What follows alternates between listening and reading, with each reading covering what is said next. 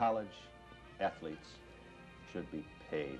Those who maintain an employer-employee relationship with the university should be declared employees, paid, and given all the benefits of employees. Where do you draw the line? Do basketball players, hockey players, swimmers? Yeah. Do all of these people get paid? I want to know if the cheerleaders would be paid too, and the band. No. I can tell you right now, we aren't going to pay the players. And we hope you join us.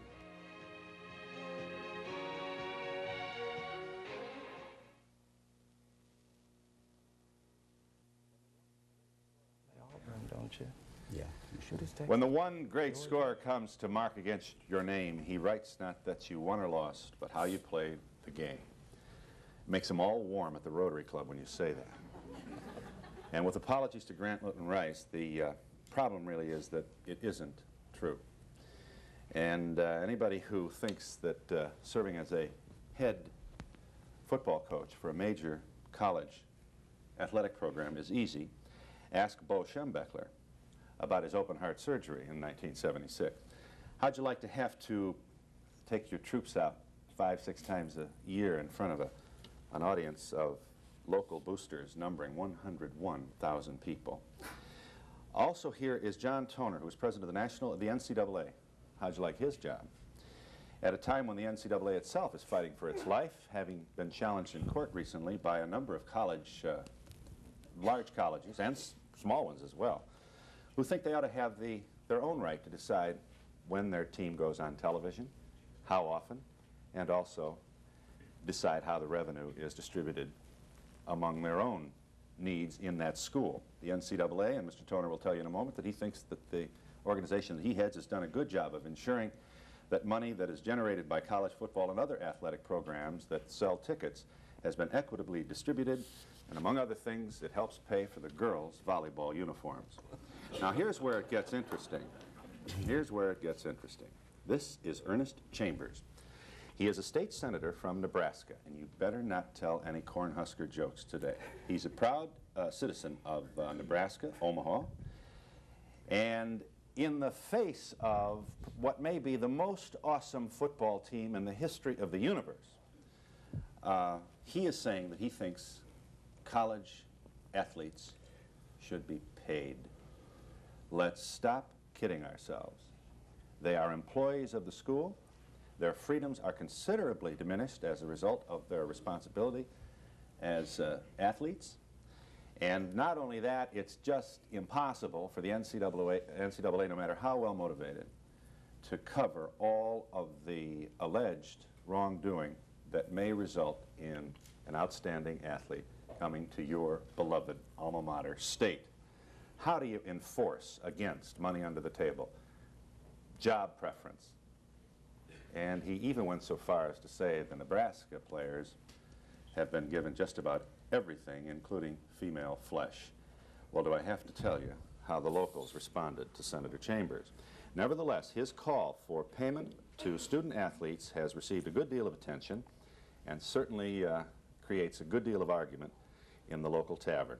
This is an important issue, and in order to ensure that everybody gets a shot at this complicated matter, we'll take a break here, and then we'll find out what these three gentlemen feel about what Coach Schembechler and Mr. Toner feel about Senator Chambers' idea. And we hope you'll join us.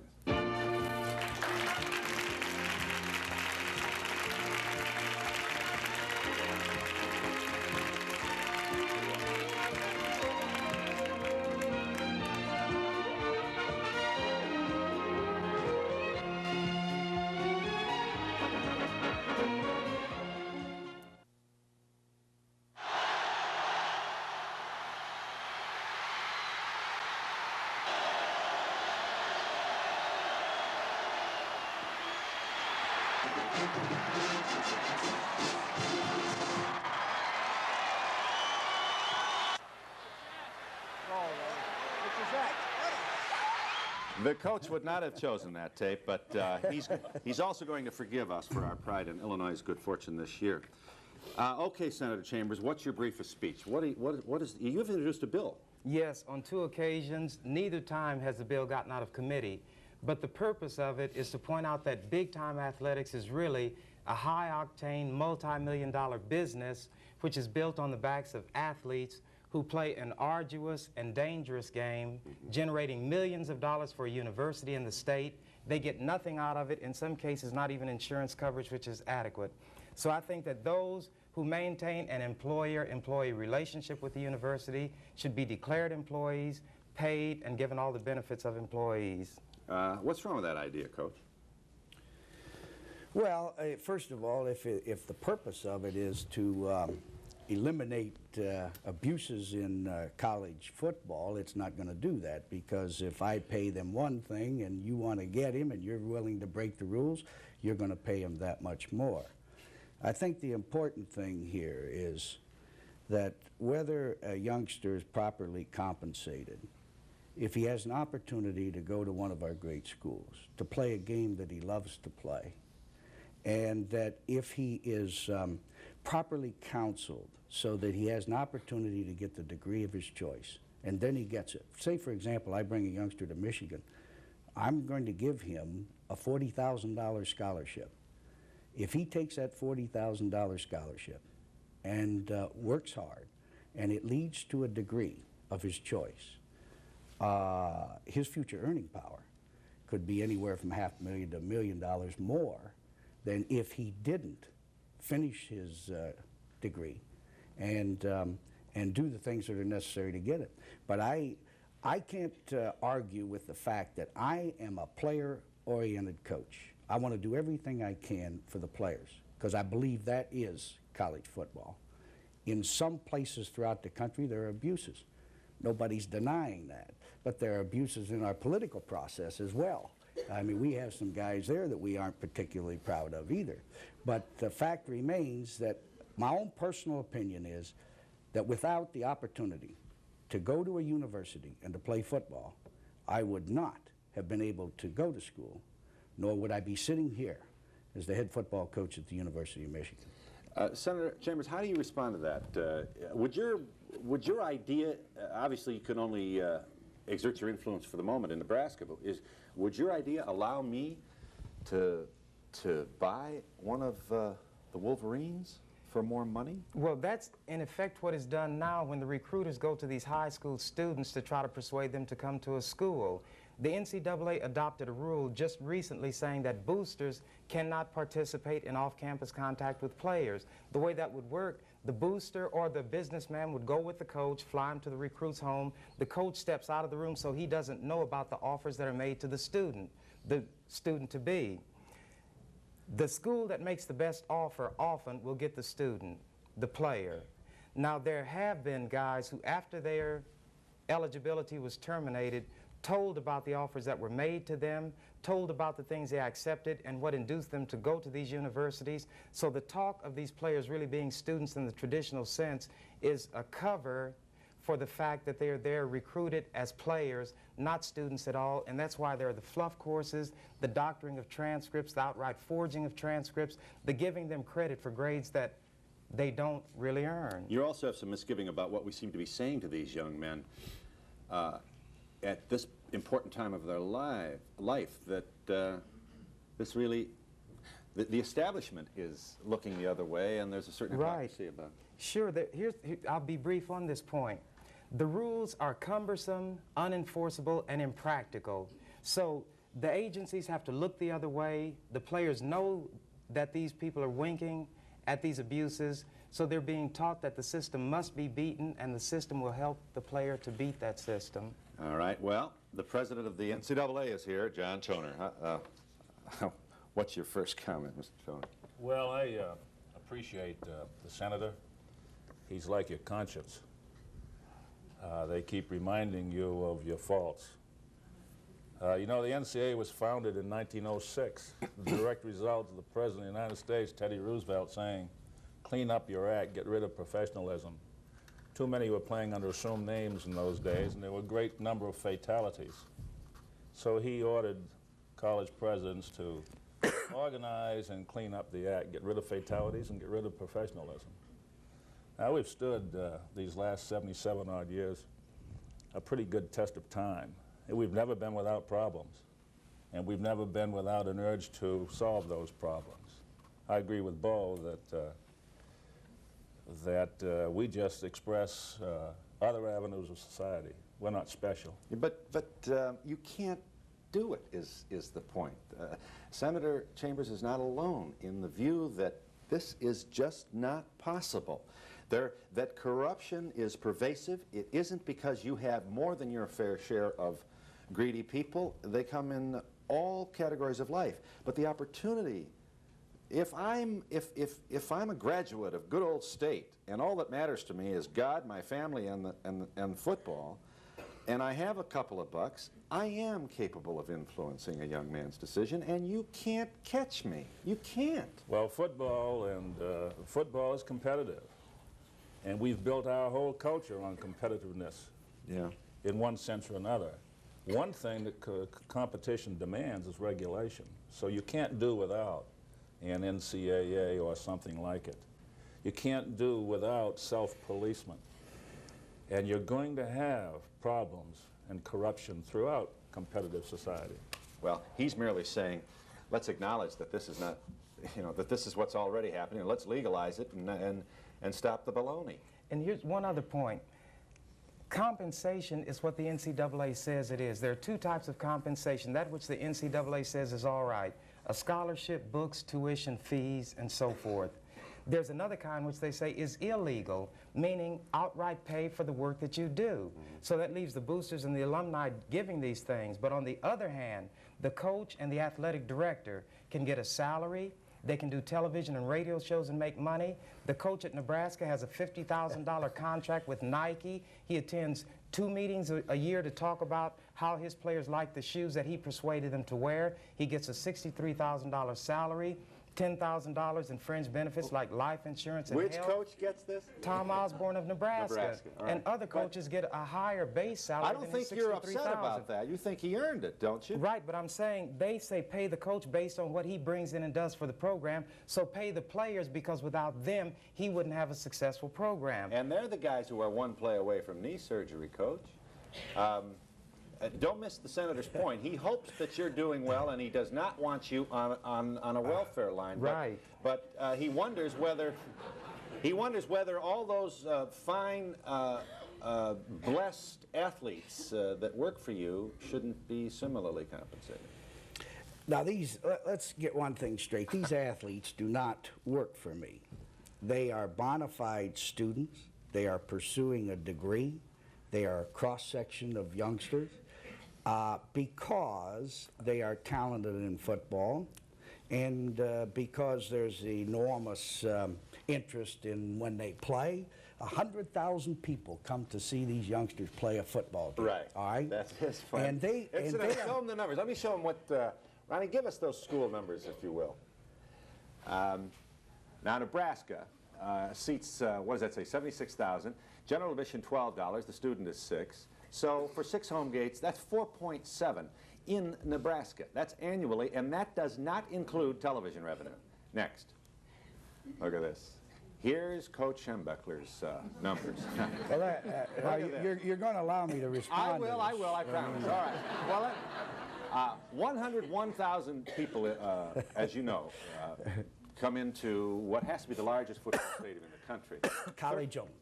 College owned. $13 general, $6.50 student. Look at this, 6.9. That's $7 million. All right, now let's go ahead. Let's analyze that. All right. Okay. All right. First of all, the athletic department itself is autonomous. We must make our own money to pay the salaries, to pay for all of the grant aids, the facilities. If you see Michigan, you'll see that there's a tremendous plant of facilities that are used by all sports, men's and women's, and intramurals as well. Now somebody has to pay for that. And fortunately or unfortunately, however you want to determine it, football is the most popular sport on a college campus. True.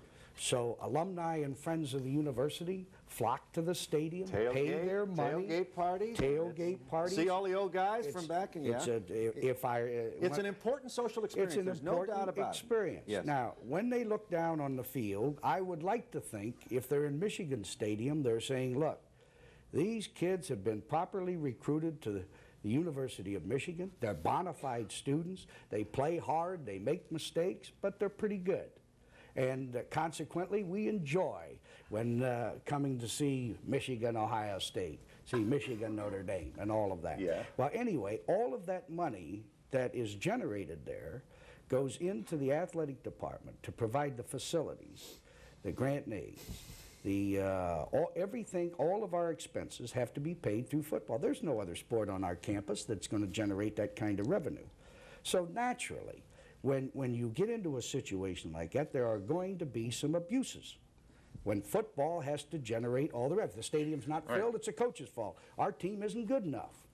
So I think what really has to happen, that if you want to police this thing and do it properly and in the best interest of the players, it's the administration of the university. It's our chief executive officers, our presidents, and our regents or trustees or whoever they are, have got to have a realistic approach to it. They don't hire a coach at a school that hasn't won the championship in 20 years and say in 3 years we want to be in the Rose Bowl. Because if you are, you're going to be violating the rules to get there. Yeah, but you might be able to do it in 3 years if Senator Chambers gets his. And Illinois is being looked at now because they turned their program around too suddenly, and that's in the Big Ten. You mean because of their success. dramatic success, there are eyebrows raised as to whether or not this collection of young talent has been legally assembled. Is that your point? Right. And here's well, one other, Phil, look at this. You're going to need an escort to get out of here. Doesn't matter. Doesn't matter. But look at this. I appreciate what But let's make the point saying. that you have there's no specific evidence. They're just, if they're that good, okay. Well, the new coach is recruiting junior college transferees and others and so forth. But here's the point I want to make about giving all these things to the athlete. The athletic scholarship is for 1 year at a time. The NCAA rule says that if the player does not perform up to what is expected of him, that contract can be withdrawn. Yet he's expected to commit to the school for 4 years, but they can only give him the scholarship 1 year at a time, and it's a contract which is one way. It's strictly a unilateral decision by the university as to whether he keeps it or not, no matter how he performs, how much money he brings into the school. If the university, for any reason, after a given season jerks the scholarship, nobody can stop it, and the courts have even agreed. Can the university lift the scholarship if he has debilitating surgery that disallows his continued?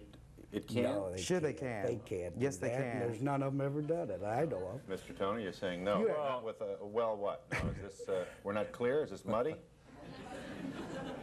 There's a gray area there, but Well, let me explain. The institutions have the right to grant scholarships, and most scholarships at all institutions for all students are granted on an annual basis. But I don't know of an institution that takes a scholarship from a student athlete who has been injured or who has been stricken with an illness. It has not been, in my experience, and it's been a long one, that has ever happened. yeah. He certainly loses his tutors, though. Let's get that in. No, He loses his tutors. That's not correct. he won't Mr. lose Toner, anything. can If they he has no eligibility, the tutors continue to show up dutifully at the appointed hour? We have had athletes at the University of Michigan, and I'm sure it's true throughout the country, who have had a 5th year of grant and aid without any eligibility remaining at all, because the university has felt an obligation to see that every youngster has an opportunity to get a degree. I believe you, Coach. But the senator is saying that that's because the University of Michigan is such a fine, wonderful institution, and they hired I a appreciate very you saying good that, coach. but I would like to the think point is, that- sir, here's the point, Can that it they? shouldn't be dependent on your on the institution's benevolence. It ought to be locked in. It ought to be in print. I mean, the opportunity for abuse exists. But let's not go crazy with it. Let me get a phone caller. Is the caller, sir? Can we eliminate corruption in any part of our society? Well, but You're saying that we should in athletics? No, it isn't. No, sir. Nobody is suggesting here that you have to be virgin pure. I mean, obviously, there's enough sin to go around, including the talk show game. So I hope you won't accuse me of hypocrisy. The issue is a recognition of the pervasive nature of this problem and the inability of any, however well-intended institution or agency to enforce the rules which are intended to at least minimize it.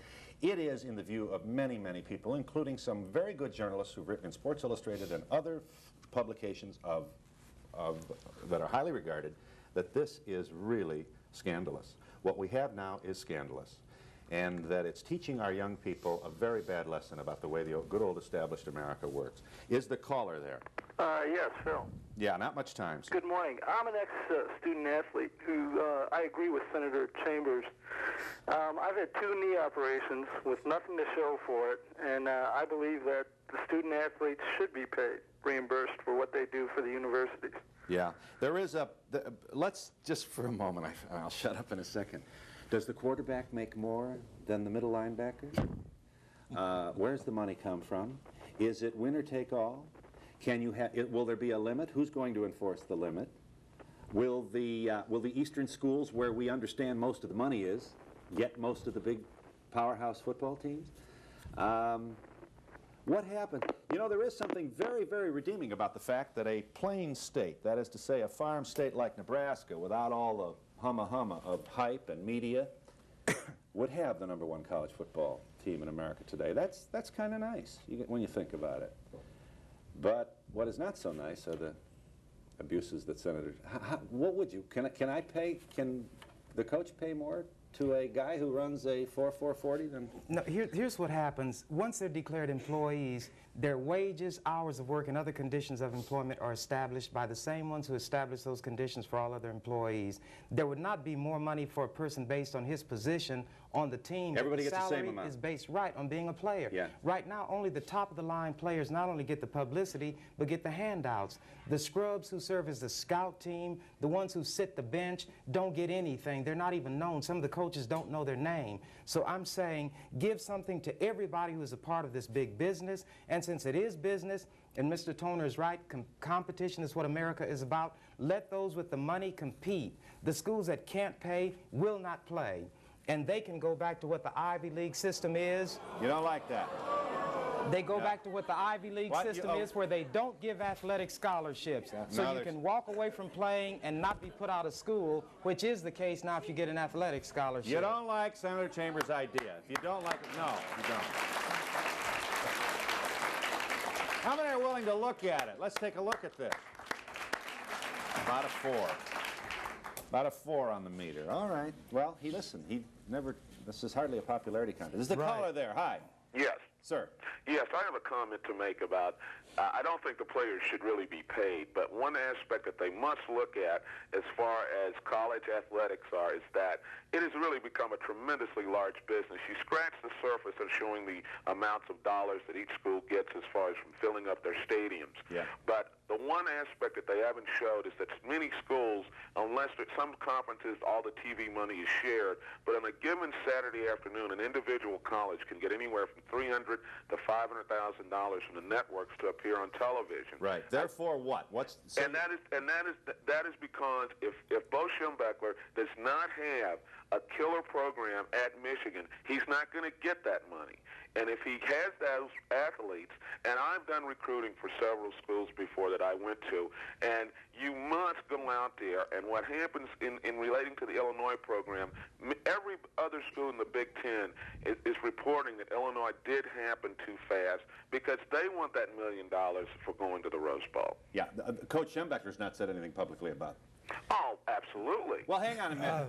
Let's get him in here. Well, first of all, it doesn't make any difference in the Big Ten Conference whether you are on television.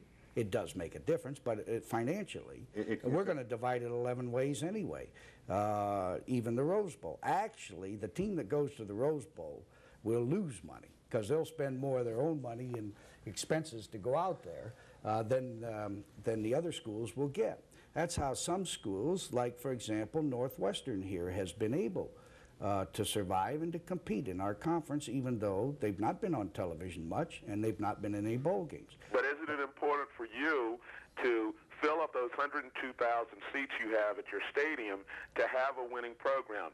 Guarantee you, if you had a 5 and 6 season, there would be problems at your school. Well, I can't answer that because I've never had a 5 and 6 season. Well, let's not show off, Coach. Well, we'll cross that bridge when we come to it. Listen, we have to break here for 1 second. Coach, you don't suspect any illegal recruiting or other violations at Illinois, do you? I think it's unfair of you to ask me a question like that on television, to be honest with you. Tell me why you think. Well, because that's, I'm not going to speak out one way or another on any school. Because if I say no, I don't know anything, I may not be telling the truth, or if I tell you what's going on, you're not going to believe me, or the people will be upset. So I would rather not answer that question. But I just gave an answer. I just say that the NCAA is not perfect, and there are a lot of things that I don't like about them. And I think that in some cases they do not take the best interest of the athlete at heart. And I think that's wrong. But by and large, they got a tough job. They got a really tough job. And they're doing the best job they can in investigating violations and trying to keep things I know, but above everybody board. says that. We got problems, but boy, nobody's perfect. And Well, then why you don't get anywhere with that. Why is there so damn much crime in this city? I mean, you have laws here. They break the laws. People break the law. I mean, they're going to break the law. I don't care who it is. Yeah. And that's unfortunate, but that's the way it is, and it's the same in our business. Okay. Could I ask one last question? Yeah, but hang on. We got the president of the NCAA here, and we got a lot of ominous innuendo regarding the Rose Bowl-bound Illinois team. What doth thou say, Mr. Toner? Well, I don't know any more than anyone else about any one institution and the problems. That's one of the nice things about the NCAA. We don't know. Its enforcement program. I'm glad you're not talking about me with these observations. Here's what it sounds like. Well, if Here's I were what it asked the sounds question like. if you're in trouble, I wouldn't answer No, any but- differently either. You would, if you knew I wasn't in trouble, you would answer. If you knew there was no suspicion, you would answer.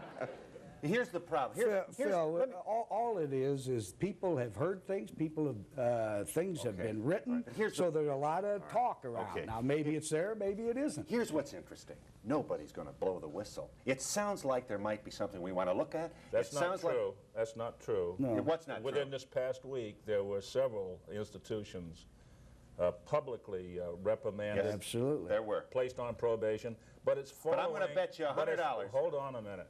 It's following a very legitimate investigation that's done confidentially until all the facts are in and the whole case But here's the point. is You put developed. Yeah, but nobody's going to blow a whistle in December on a Rose Bowl-bound college football team. If they are found in violation, it's been going on for 18 months to 2 years. Then how come we don't have a reading on it, if that's the case? And one of the reasons we don't have a reading is no one would be so foolish as to question the integrity of a football team that's going to participate in one of the highest-rated telecast revenue-producing events in the entire television season. Well, who's questioning? You're the one that asked the question. I didn't The question. senator brought it up. I'm trying to do my job and figure out what I raised the issue, and here's why. Football is a big business, highly competitive, and to compete, you must meet the competition. If the NCAA is adopting rules against corruption, it's because it's widespread enough to make a rule. You don't make a rule for everybody because of one or two. So when they recognize certain trends in a football program, turning it around all of a sudden, in the game, they know what it takes to do that. They cannot legitimately recruit. They cannot bring these guys here offering them no inducement. I think they send people to junior colleges, which are grade factories, to make them eligible, and when they get there, eligibility is more important than education, and that's why when you put a mic up to a football player, it's hard for him to state 3 things in coherent sentences. That is a testimony. See, that's a ridiculous statement. Now, well, they're going to nail you. I don't care. I don't care, but let me finish. All right. Let me finish. All right. Look at the these guys back here. Look at this over here. The NFL and others will select the individual athletes they want to do commercials for United Way and others because they want to be sure that they can read their lines or articulate them. I know a lot of players personally, and other people do too. So the test of an education is to see whether a person can be engaged in an ordinary conversation. Many athletes are judged in terms of their body from Little League right through the university and on through the pros. So when they get out, they're not fit for anything but competition on the field. And when they get out of that, they don't function anywhere. They're finding a serious problem of drug abuse, and even suicide among former pro athletes. But you don't have to be an athlete to have those problems. But here's the point, But they are we're dealing with exaggerated. athletes, and they've been produced, they've been turned into a subculture, and they're handled as no other group in society is handled. If I don't get to this audience, we're going to have a real problem here. I promise we're coming out. We'll be back in just a moment. All right.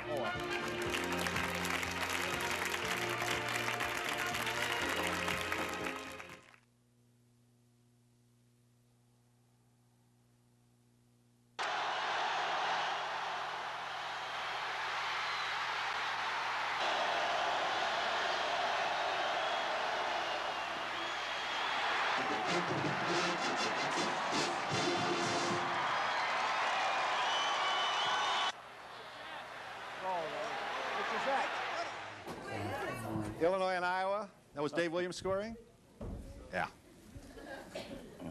All right. You've been waiting a long time. Give him your... You are going to get rid of corruption in college sports when you get rid of college sports, and there's no way that's going to happen. So now, therefore, what? You're not going to get rid of it. So let's just enjoy the corruption. Hey, I don't say you have to enjoy it, but are you going to get rid of it? You're not. Well, I think the senator agrees with you, and he says if that's the case, then let's stop pretending. He thinks that we're pretending. Maybe so, but if you're talking about corruption, you're not going to get rid of it. Look at the politicians. I mean, it's the same thing. Yeah.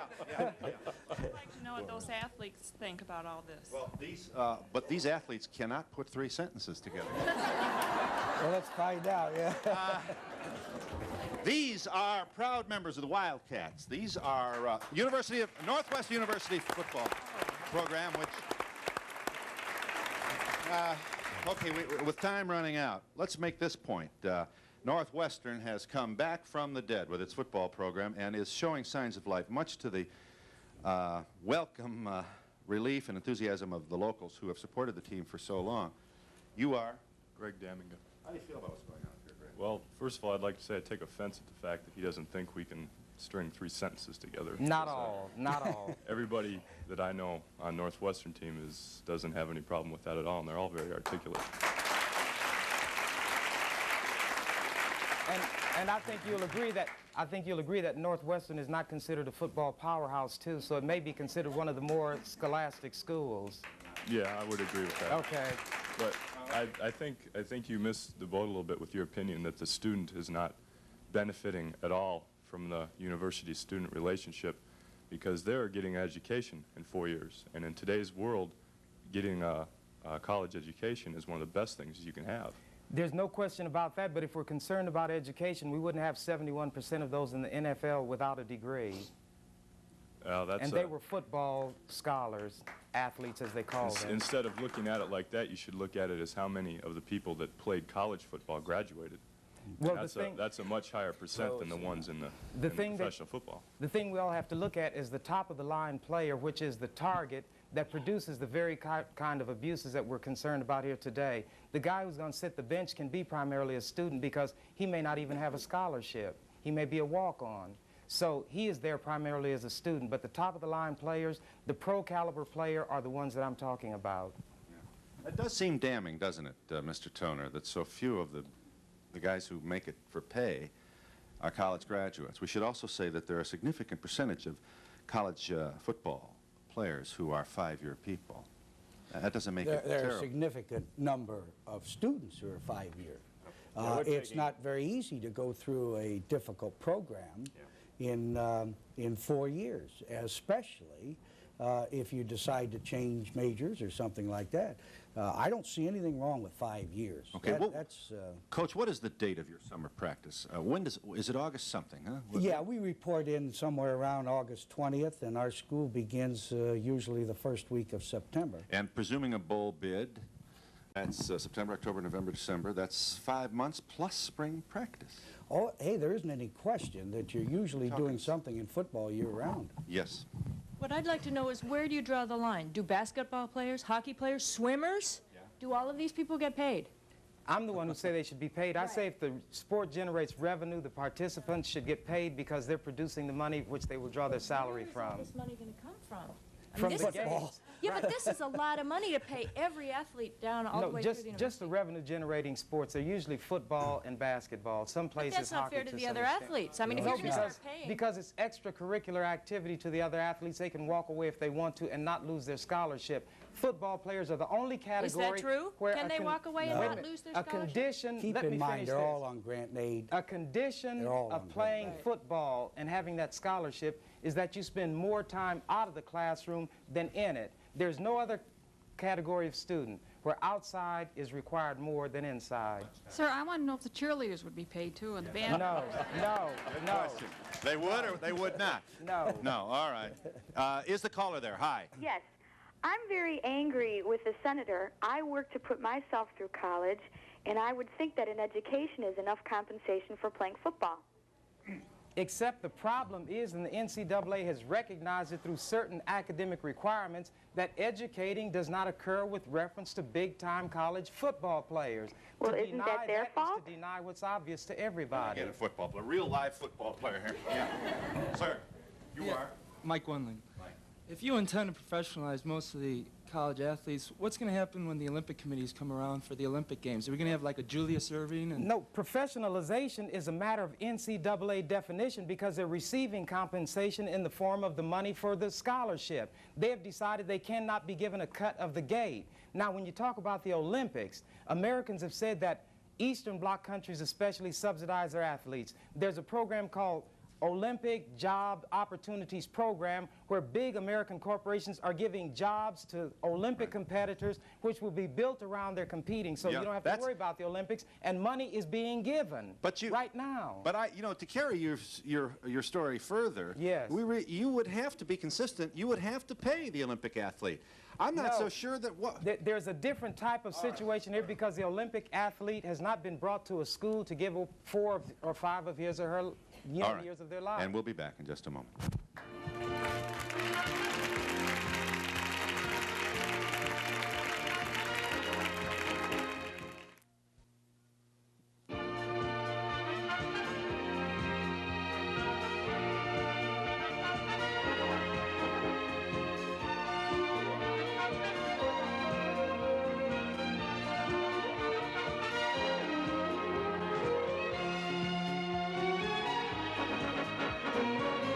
If it's your family, they don't have to be brought into it.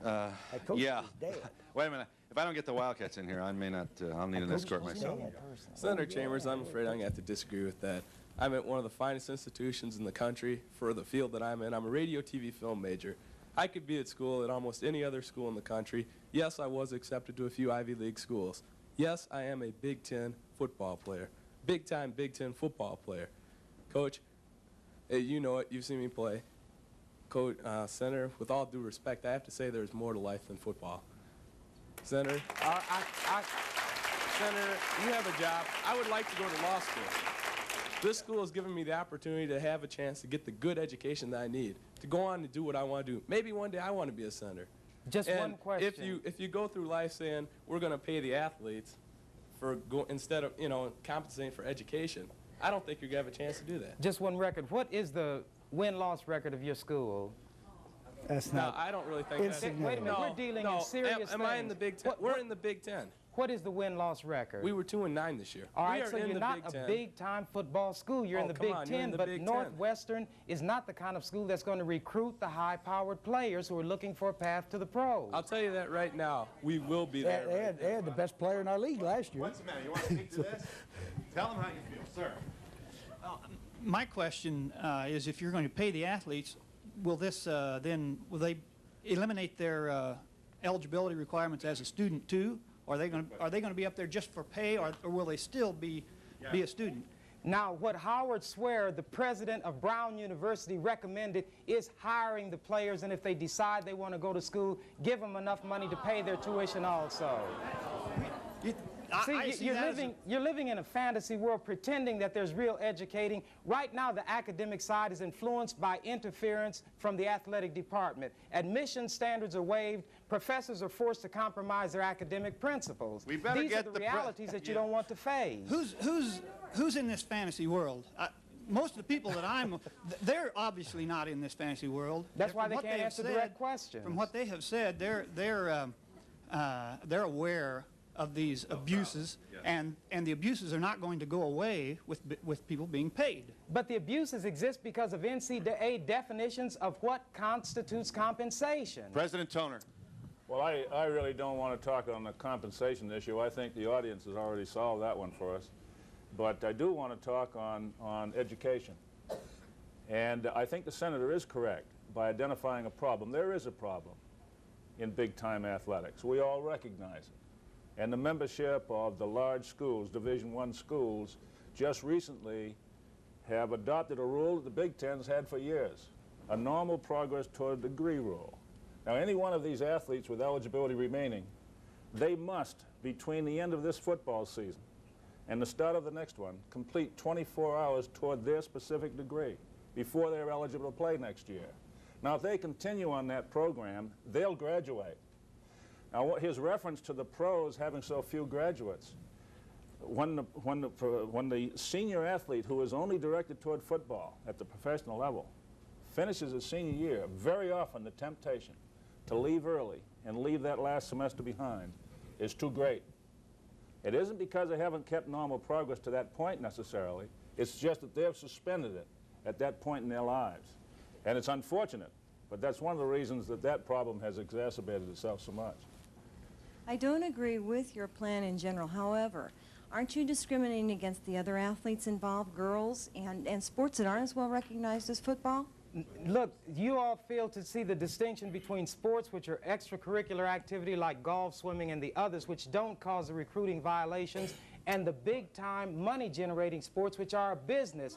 They are handled. Money is money. Well, that doesn't even apply to what I'm talking about. No, you don't. You pay those who generate the money from which they'll be paid. All right. That's football and let's let the coach in basketball. here. Tell him what you think, Coach. Well, I think one thing that the lady is alluding to, this evil big-time football, has generated enough revenue that we are able to scholarship, to have facilities for both men and women in our programs. Hundreds of them have an opportunity to compete. We don't mind sharing that money because that's what it's intended for. Yeah. A program that has been properly run, sure, if it's successful, it's going to draw a lot of people in there, and we're going to make a lot of money. But it's how we use the money that is important, and more important than that is what effect has that big-time football had on the youngster that played. I say to you that I think it would be a tremendous experience, and I would love to have my son be good enough to be a football player and compete at the University of Michigan or at Northwestern. I coached at Northwestern. I know what goes on there. Those are great institutions and great schools, and I can't believe that we would, I can tell you right now, we aren't going to pay the players. I don't care whether this senator or who else comes up with the idea, we are not going to pay it. But, Coach, there are people out there. See, this is like being at the Rotary Club. Yeah, boy, America. Right, absolutely. The point is, in many ways, we are doing that now. That's what recruitment violations are about. But well, then why should we pay them more? Here, I mean, when are we going to stop? Let me explain that. We've got to get these folks in, or they're going to. Yes, ma'am. Briefly. I'm just curious, Senator. Were you a football player No. when you were in school? No. I was going to say the fringies that they're getting already, legal or illegal, they're going to be always there. Should you start paying people who are on orchestras, who are in theater groups? They're producing money for the schools, No, but here's the point. He's saying there's no corruption in the violin section. That's hold a job. Yeah. I'm sorry, Senator. Let me get okay. If you take the children that are in this program and you make these athletes employees of the schools, does that give them the rights to cause strikes? They will get unions. Will they get unemployment if they can't play games? I mean, aren't you taking the power of the schools and giving it to the students? First of all, you're failing to look at this for what it is. A football player on scholarship cannot hold a job during school. He cannot receive money from anybody. So if he's poor, he's got to steal, or he's got to take these handouts, that are given to him. So what I'm saying is give him the money so that he can be honest. He then has a choice as to whether he'll do it or not. Is how about people on just academic scholarships who also can't work or not for fear of losing their grant? And there's a lot of them like that who can't play football and can't work for fear of losing what they have, you know, to get their education. The problem, at least, I'm not demanding you agree with the senator, but he wants you to know that those hardworking, loyal, bright people who have to work all the time to keep their grant don't sell tickets on Saturday afternoon, and that's the difference. And the other students I'll give you a chance, I promise. consume income We'll be the back players generated. in just a moment.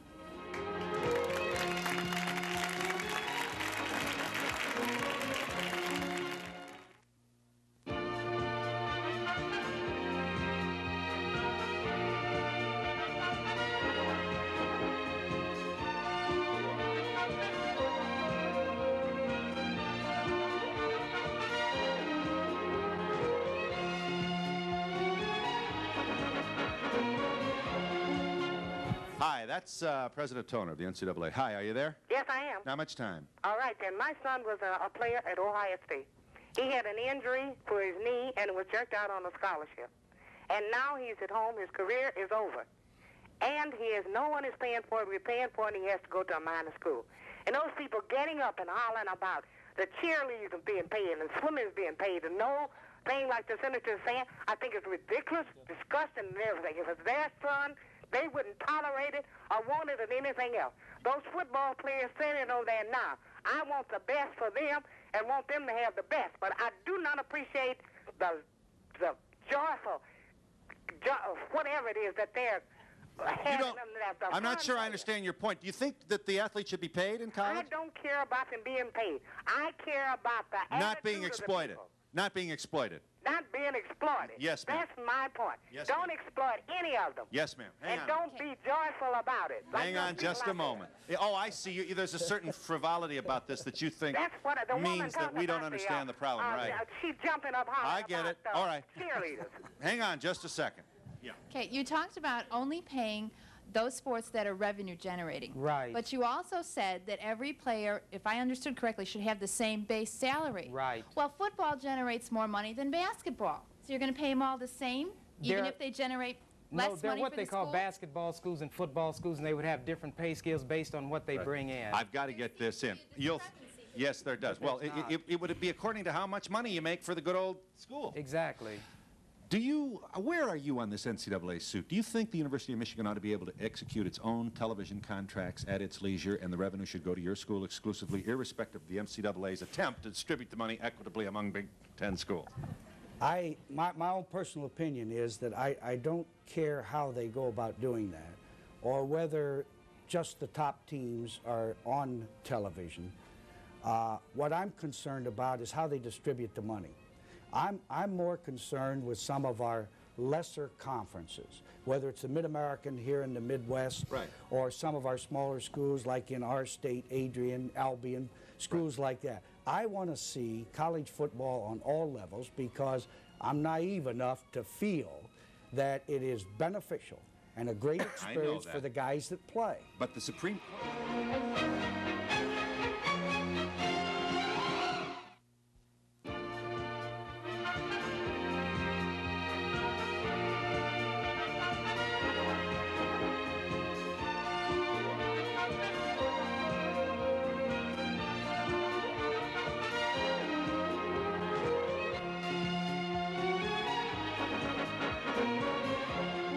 Coach Schembechler is pleased that he has more control of his football team than this host has of his own program. Yeah. Senator, I'm a student athlete at Northwestern. I think that a $40,000 scholarship and a degree is more than enough payment for the benefits that I will receive later on in life, and I just want to let you know. Don't forget it now. Promotional fees paid by the following. There's a car you can hold on to 1/3 longer than the average of all other cars on the road. Volvo. You get a full gallon of quality plus economy every time you paint when you use True Test paints and accessories sold exclusively by participating True Value hardware stores and home centers.